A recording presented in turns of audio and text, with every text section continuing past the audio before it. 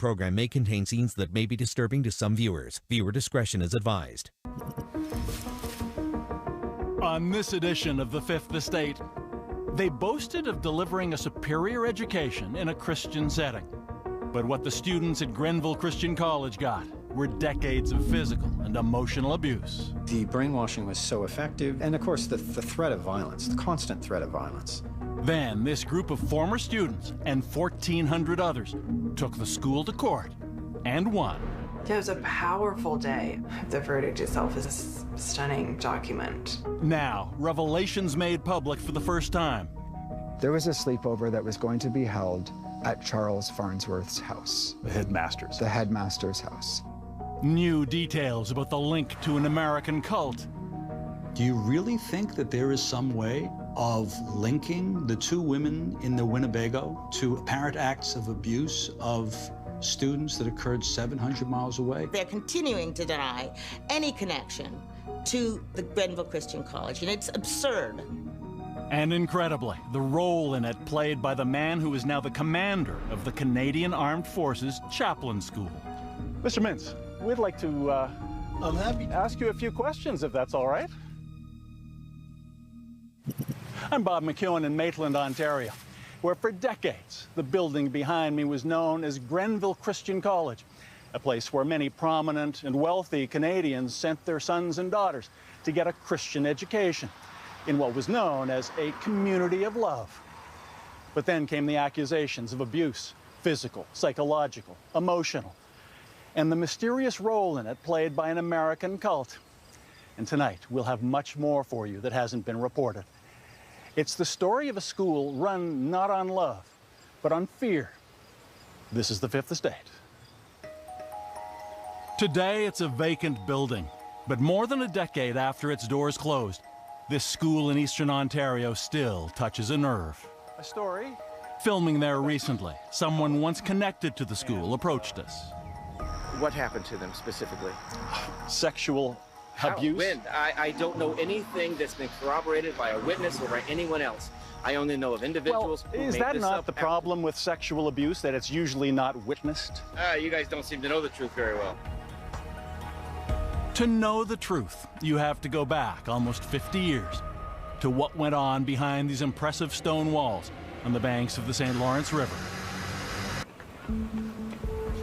It's the perfect setting for the kind of boarding school where the idle rich learn and play, but Grenville Christian College isn't like that. From the start, there were signs Grenville Christian College was different. We got together and said, let's begin to run our ship here with what we'll call tough love. The school's headmaster in the 1970s explained his tough love philosophy to the CBC. We have these great big schools with 2,000 kids in it.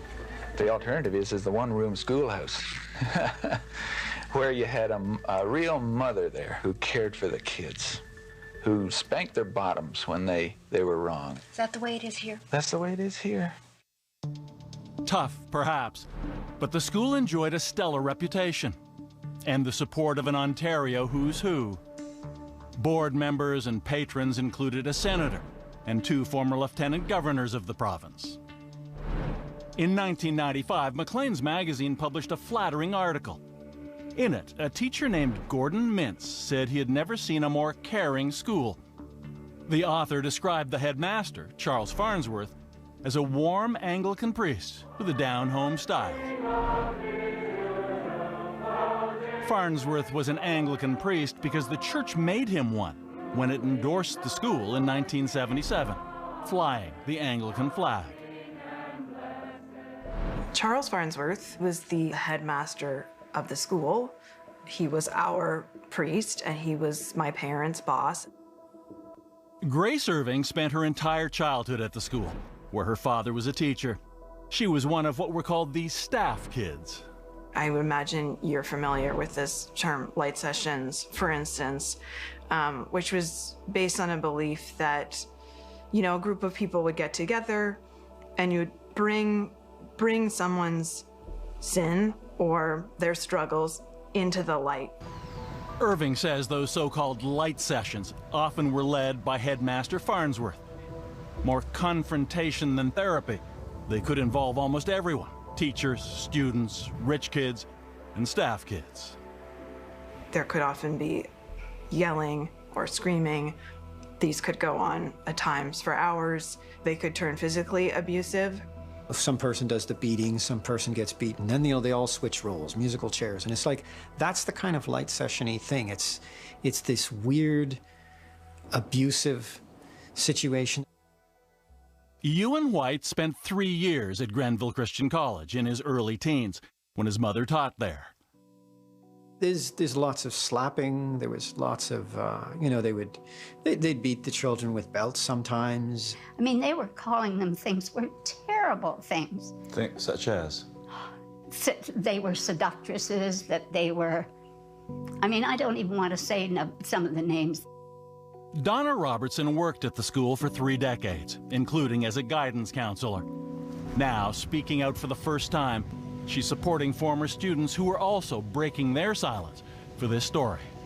I mean, I could cry when I think of what some of those young girls were subjected to. I was told that if I ever left, I'd be out on the street. I'd be out walking the street. My daughter, she told me that Charles told her if she ever left, within a year, she'd be an alcoholic and she'd be pregnant. Who says that to a kid? Robertson's daughter, Dawn, was then another of the staff kids. Like many Grenville families, they had strong ties to the school: jobs, home, finances, faith, bonds hard to break. And among Grenville's core beliefs was that teachers knew how to parent the students better than their own families did. My biggest sin was my idolatry towards my children.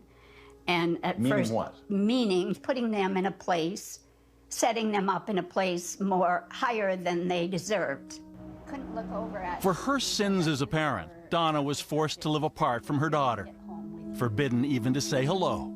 When Dawn turned 18, she moved away. And I wanted to go through the door, and I was blocked from going outside that door. And I remember looking out the front window and seeing her get in a car. A friend had come to pick her up. And I can remember seeing her go, and honest to God, I can still feel it to this day. It literally broke my heart. I can still feel it to this day. It literally broke my heart. In 2008, former Grenville students filed a class action lawsuit claiming the school had engaged in a system of excessive and abusive punishments. It was in court for over a decade. Then this. Last week, an Ontario Superior Court judge ruled the school must pay damages to former students over the abuse they suffered at the school decades ago. In February 2020, a sweeping victory for the students. On page after page, the judge affirmed essentially everything their class action suit had claimed, concluding the evidence of maltreatment and the varieties of abuse perpetrated on students' bodies and minds was class-wide and decades-wide.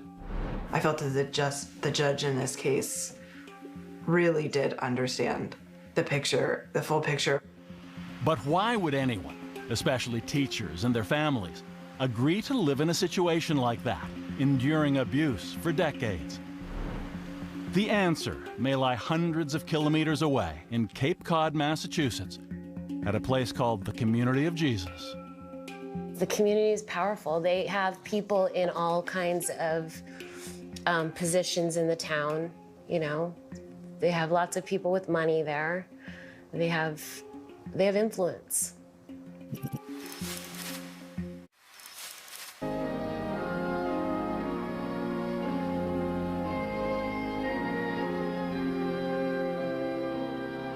We don't call promiscuity today whoredom. I don't care what we call it, that's what it is. Whoredom. On the shores of Cape Cod in Massachusetts is a place called the Community of Jesus. It's a controversial religious group founded in the 1960s by 2 women now known as the Mothers. Their stern sermons seen as coming straight from God. Today we have a generation of whores. and some of them are your sons and daughters. The Community of Jesus is a fellowship of Christian disciples called by our Lord Jesus Christ and dedicated to the honor of his name. According to its website, the group was founded on love and obedience. About 275 members, some known as brothers and sisters, living in what's called a monastic community, then under the strict guidance of the two mothers.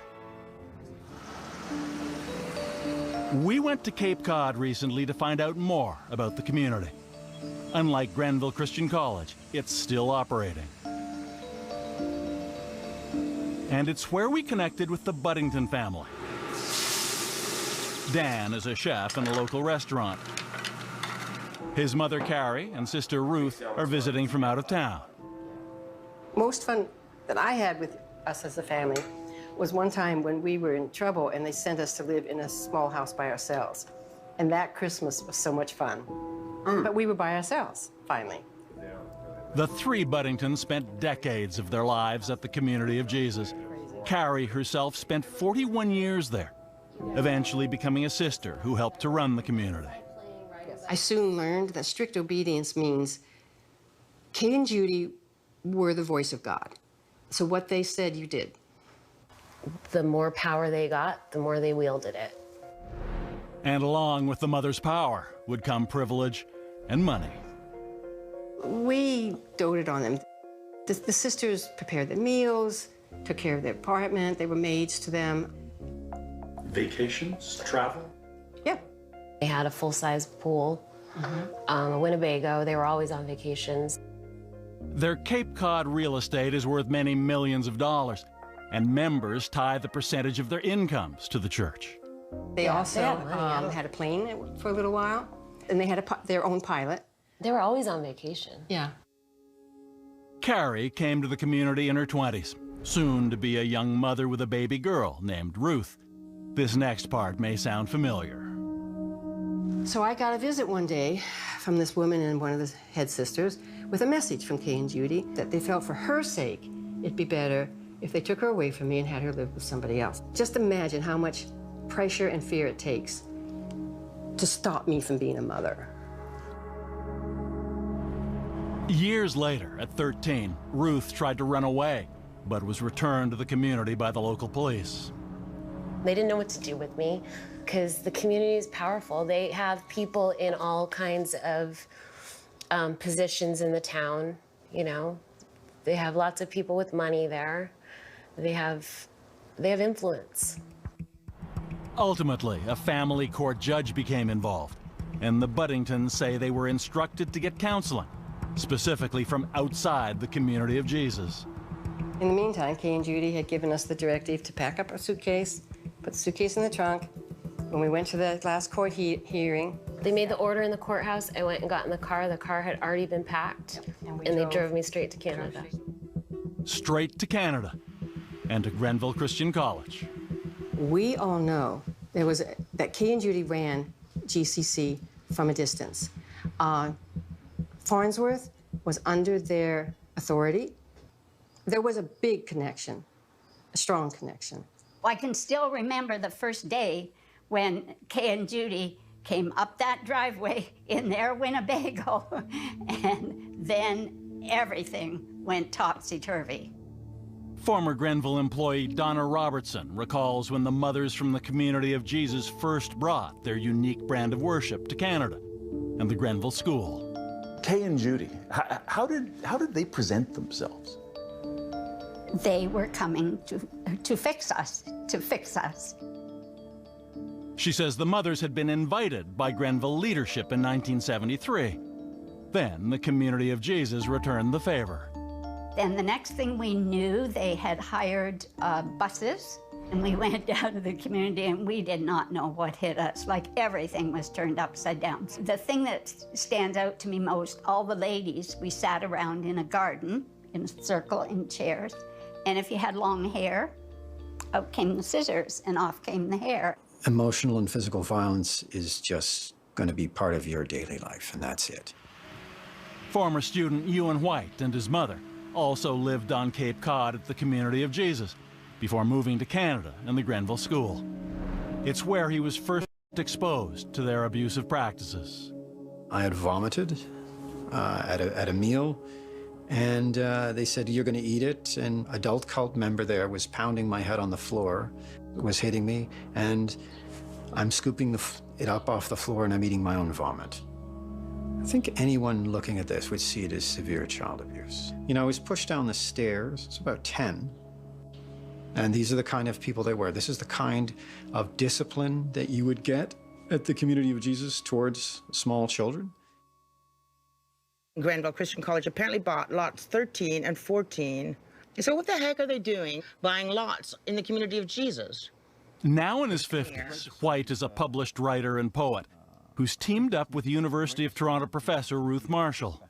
The Community of Jesus, it's another grant, I guess, to Grenville Christian College. And so this one... Together, they're digging for proof of the connection between the Ontario school and the controversial U.S. Christian group.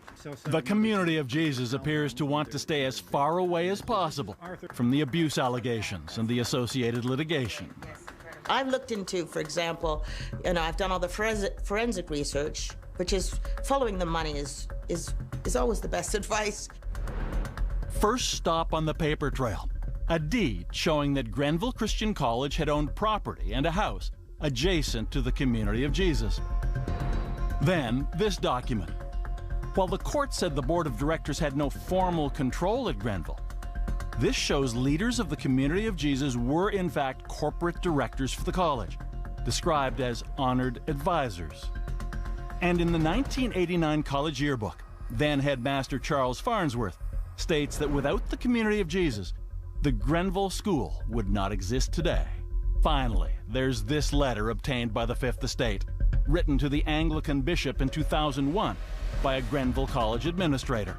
The Community of Jesus saved us from closing up in the early 70s. From that time on, they played a very major role in the lives of the leaders of our community, and therefore a major role in how many things were done up here.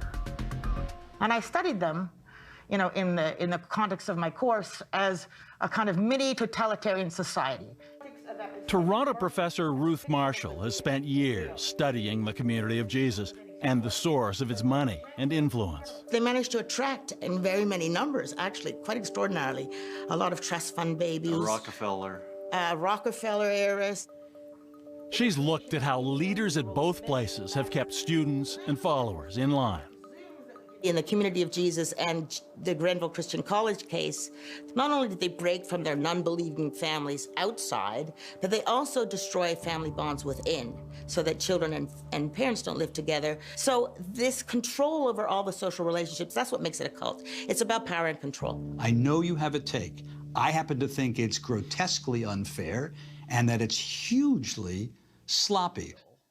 Boston attorney Jeffrey Robbins represents the Community of Jesus. He's adamant his clients have had no part in the systemic abuse the court in Canada found.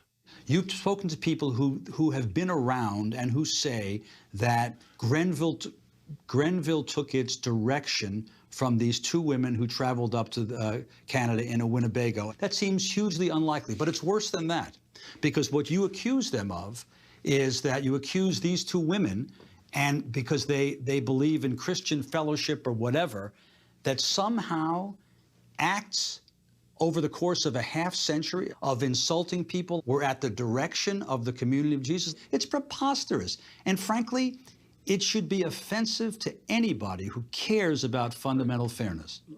But what about the experiences described by Carrie and Ruth Buddington? Between them, they spent 60-plus years at the Community of Jesus. Okay, I actually... They know about the Community of Jesus. Oh, okay. So are we now saying that because, that Carrie Buddington or Ruth Buddington had a bad time at the Community of Jesus, that there were people who were abused in Grenville and that occurred because of the Community of Jesus? Surely you're not saying that. No, I think the experiences Carrie and Ruth had at the Community of Jesus tell you a lot about the Community of Jesus. We're trying to develop a picture of what the Community of Jesus is. You're trying to indict the Community of Jesus. We're trying to establish what their various principals have been and what practices they've used, awfully nice and guy. how it affected real people. You're an awfully nice guy, but not for a minute are you trying to explore this. You came down here trying to indict the community, and you will. I know it. Of course you will.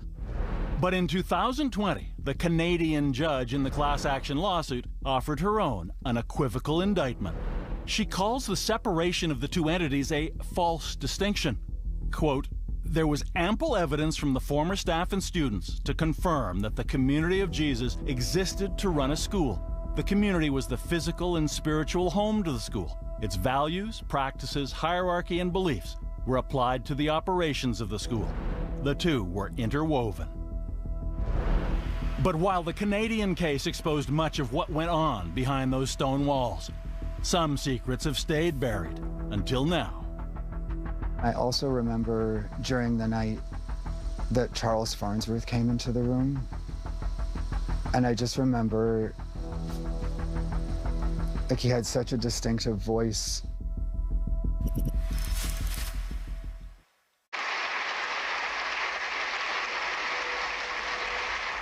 Honored guests, teachers, parents, fellow students, and graduates.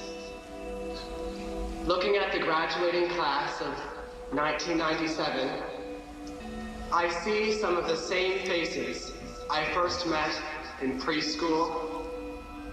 Michael Phelan was practically born at Grenville Christian College, where his parents were teachers. He was a student there until graduation in 1997, when he gave this commencement address. Let us never lose sight of all that we have learned at Grenville, for it is the key to our future. Thank you.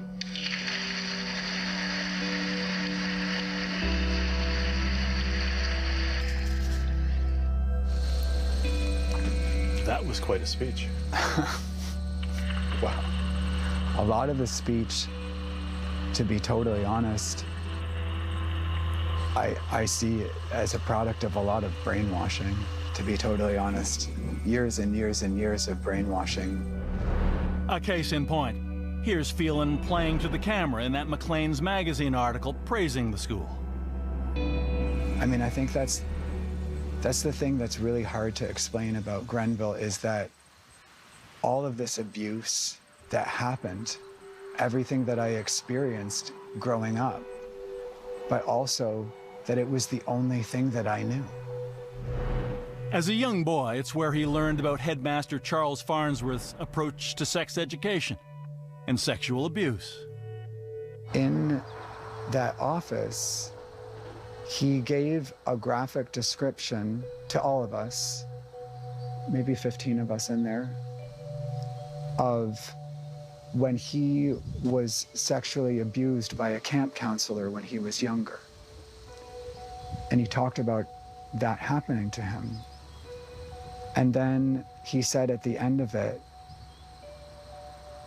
if that happens to you, then it's your fault. That's your sin.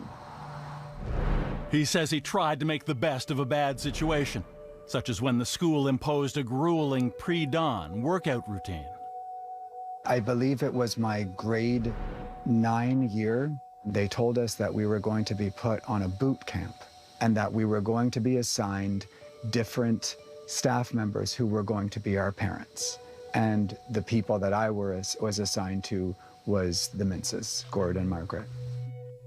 Remember, Gordon Mintz is the teacher who told McLean's he'd never seen a more caring school. Now, Michael Phelan saw another side of him. I remember he had me get on the bike, and I just remember him just yelling at me like, harder, harder, harder. And I just remember, like, I just was so exhausted and I was in so much pain and I was so nauseous from the exercise that I went and vomited. And it was violent. It was violent vomiting. And I remember him clearly saying to me, the purpose of these sessions with me is to make you more of a man. And that was a euphemism for what? I was effeminate, and that in retrospect, they saw this as a one-way road to me being gay. And they were trying to do everything they could to beat that out of me.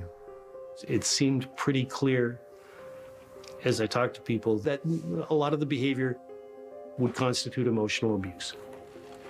Mike Morales was a local Brockville journalist who investigated Grenville Christian College in the 1980s.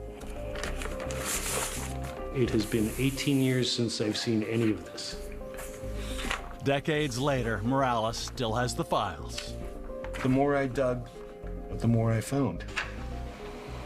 And the more he found, the more roadblocks he encountered. Threats from school staff. Students warned to keep quiet. That trickled down to the students by saying, there's a reporter, and if anybody talks to him, they'll be held to pay. But Morales persisted, and 4 months later, he turned in a multi-part investigative series to his editor at the Brockville paper. I believe I had a brief meeting, and the publisher said, we can't publish this. I think one of the concerns they had was about being sued, being a family-owned paper, and facing a big lawsuit. I feel like there were probably opportunities where there were people from the outside community who maybe should have known something. The Brockville journalist went to the church, went to the police, raised these questions. And would that have been, do you know when that would have been? 1989. 1989. So, all right, oh boy. So reporter Mike Morales had blown the whistle on abuse at Grenville Christian College. Though his story never ran, he had alerted both the Ontario Provincial Police and a senior official with the Anglican Church, but he says neither expressed interest in what he had found. So there would be no criminal investigation. Michael Phelan had been keeping his own secrets for 3 years already. There was a sleepover that was going to be held at Charles Farnsworth's house. The headmaster's. The headmaster's house. Today, he's publicly revealing a painful detail for the first time. We stayed in an upper room at that house. I remember like white carpet, I think. And in the night,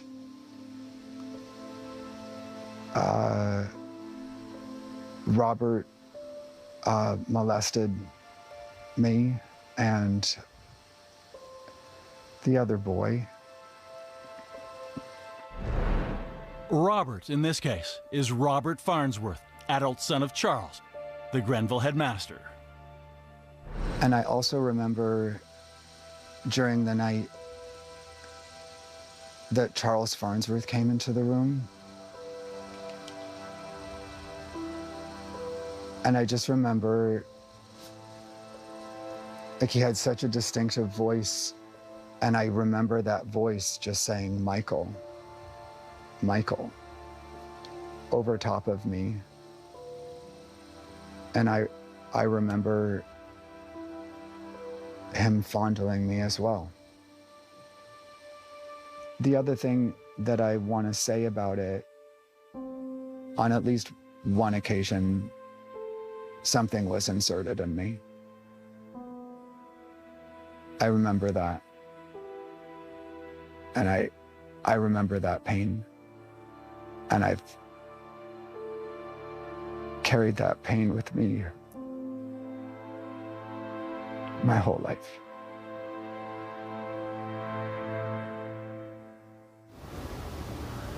And Phelan isn't alone in his allegations about the Farnsworth family. I didn't want anyone to know that this had happened to me. Grace Irving has her own memories. I had been sexually abused by Charles Farnsworth as a child, you know, as an elementary school age child. The Farnsworth family denies the allegations of sexual abuse against both Charles and his son Robert, saying they're untrue. It was Charles Farnsworth's other son, Don, who approached us as we filmed at the abandoned Christian college. He spent much of his life at Grenville as a student, teacher, and school administrator. He's also named as a defendant in the class action lawsuit. And we have spoken directly to a number of people, multiple people who say that happened to them here. What happened to them specifically? Sexual abuse. When? I don't know anything that's been corroborated by a witness or by anyone else. I only know of individuals who Is made that this not up the problem with sexual abuse, that it's usually not witnessed? It's usually done in secret or in private? Usually someone would come and tell someone else, even though it might not be public, it would have come out.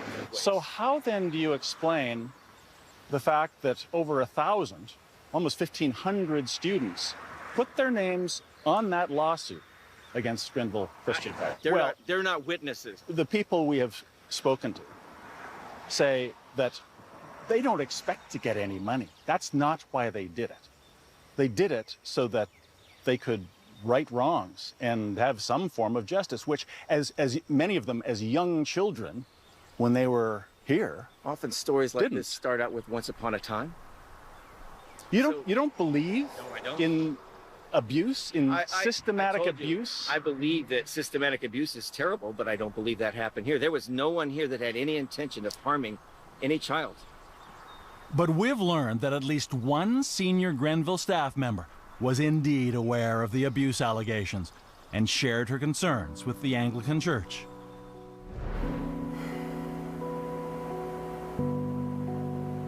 This is shocking. The Fifth Estate obtained this letter from a school administrator to the Anglican bishop, revealing Grace's description of being sexually abused by headmaster Charles Farnsworth.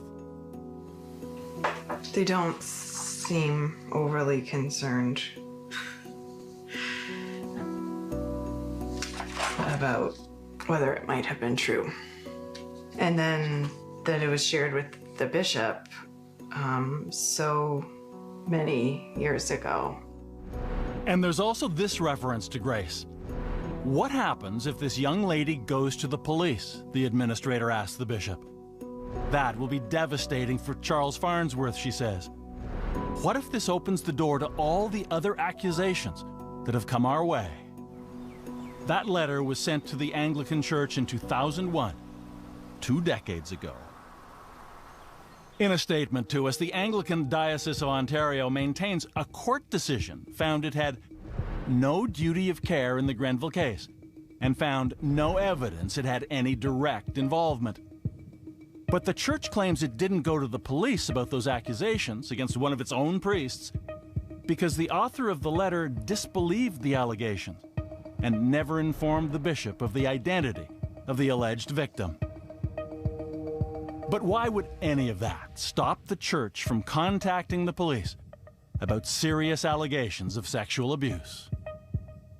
Jurisdictionally, it's frankly a nightmare to try and, connect the dots between the Anglican Church. But there's clearly a great deal of complicity, but there's clearly a moral and ethical responsibility.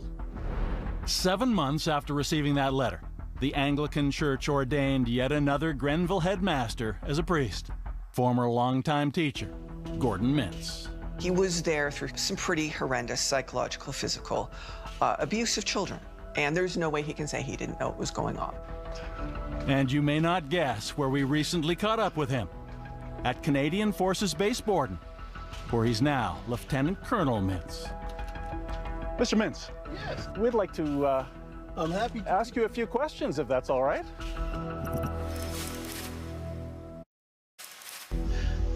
We know that it is a privilege for us to carry on a mission that has existed here on this property since 1917.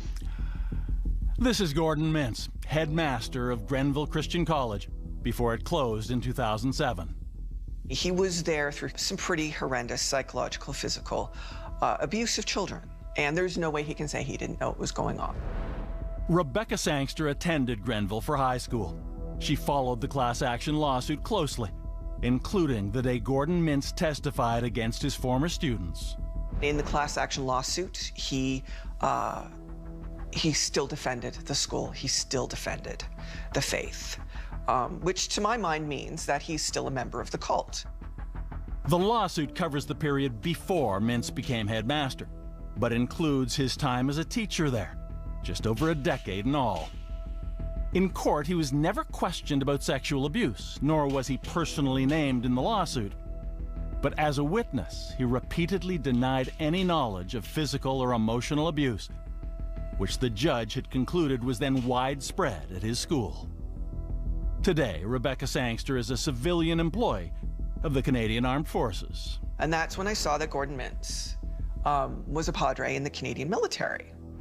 In 2019, she learned Mintz was not only a military chaplain, but that he'd been promoted to Lieutenant Colonel in command of the Canadian Armed Forces Chaplain School. Somebody eventually said, why don't you just email the Major General Chapdelaine, the head Padre, directly? So that's what I did. I sent him a letter saying, this is who you are now promoting to the headmastership of the Padre school that teaches all of the other Padres. You know, are you aware of this, and can you please look into this? At the time of Sangster's approach, as recently, the military was under pressure following a series of poor decisions in its mishandling of sexual assault allegations. She hoped her concerns would be taken seriously. Indeed, the very next day she received an apparently urgent reply from the Chaplain General. He wrote he had not been made aware of the issues. The content is most concerning. The forces will take this seriously. And an investigation has been initiated. It has now been more than 2 years since Rebecca Sangster's email, and she's had no further response. We caught up with Lieutenant Colonel Gordon Mintz recently on his way into work at the Chaplain School in Borden, Ontario. Mr. Mintz. Yes. Hi, I'm Bob McKeown from the Fifth Estate at CBC News. We'd like to I'm happy to ask you a few questions, if that's all right. We'd like to ask you about... Can you give me your contact information, and I'll be happy to... I think you may have it. We'd like to ask you about allegations of abuse at Grenville School when you were a teacher there. In court and in interviews, you've denied there was any abuse. Contact information for the public. The judge found it was a systemic abuse, physical, mental, emotional.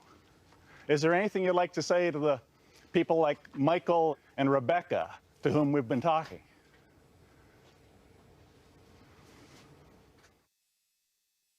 A follow-up statement from the Canadian Forces confirmed they are aware of the concerns raised about Gordon Mintz and take them very seriously. But the military points out he has never faced any disciplinary action in his current job, and a recent investigation found no irregularities. In 2007, when abuse allegations at Grenville became big news, the Ontario Provincial Police did eventually launch an investigation.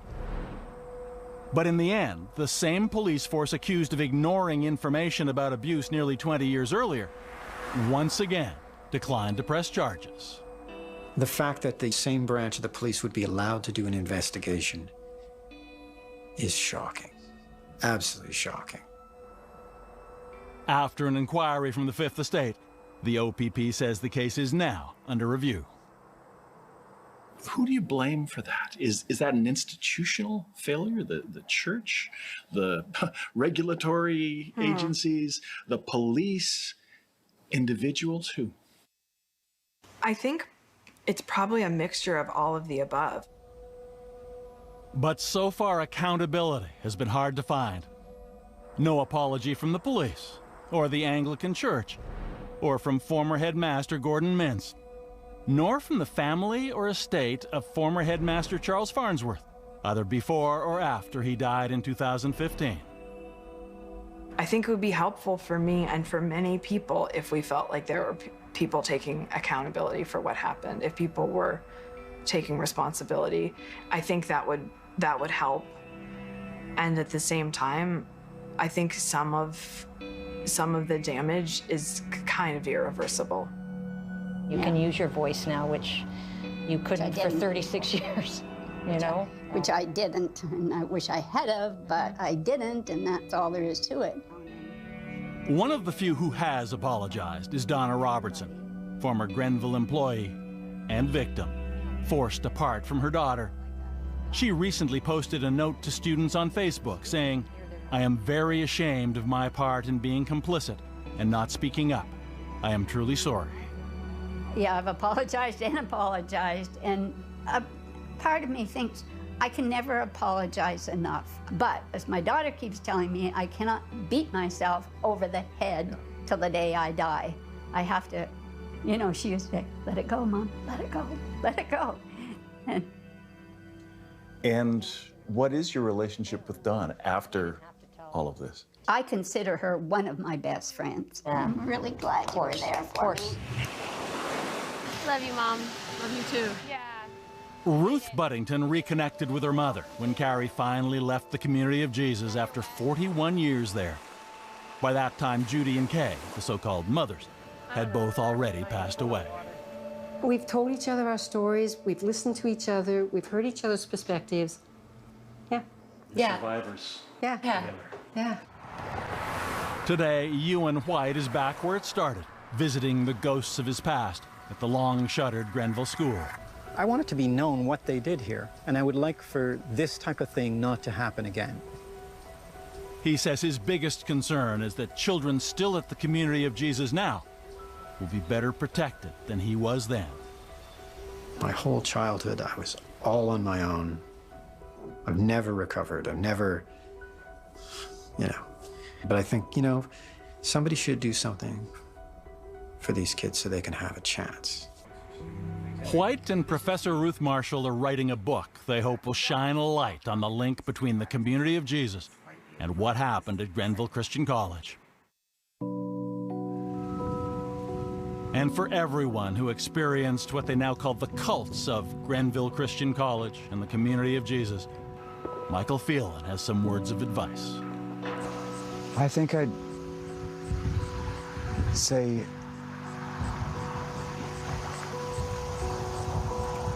you don't see a way out now.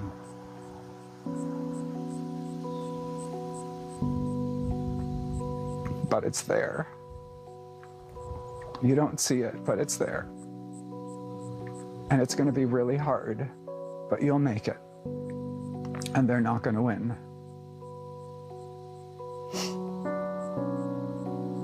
So just hold on.